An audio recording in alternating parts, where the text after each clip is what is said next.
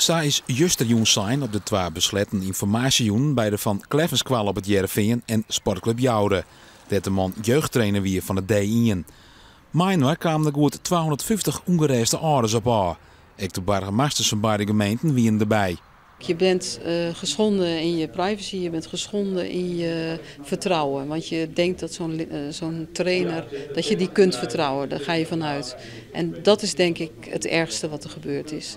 En ze zijn ongerust over de foto's. Die zorg van hoe kan dit in zo'n veilige omgeving als een squallen?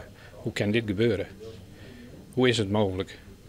Het jet net dat een squalmaster die het met benen omgeeft, dat hij dit doet. Er binnen nog hield dit geen onwijzings dat de man fysiek contact met de BNH had. Wolt is er meer duidelijk over hoe volle bleedfoto's er maken binnen. Zat het nou leakt, maar het is best moeilijk zieken, digitaal, technisch. Zat ze om en nabij 300 foto's gaan van douchende jongens. Volgens de vertochten, en daar geef ik deels van uit, zei er zelf dat het over een periode van 6 jaar het geval is. Dat wil natuurlijk niet zeggen dat er constant on foto's margin geweest is, maar in die periode gebeurde dat. Vooral op de Van Kleffenskwallen is het nijs het ongekomen. Januaris van hier wie er op dezelfde skwallen ook al een incident. Maar een lelijke heid die troch een politieman Delsketten waard. Maar het team is het een enorme impact.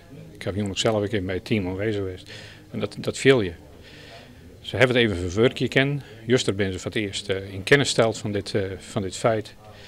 Maar inderdaad, dan komt dat, die herinnering die nog zo vers is, dat het vorig jaar gebeurd is, dat speelt dan een belangrijke rol.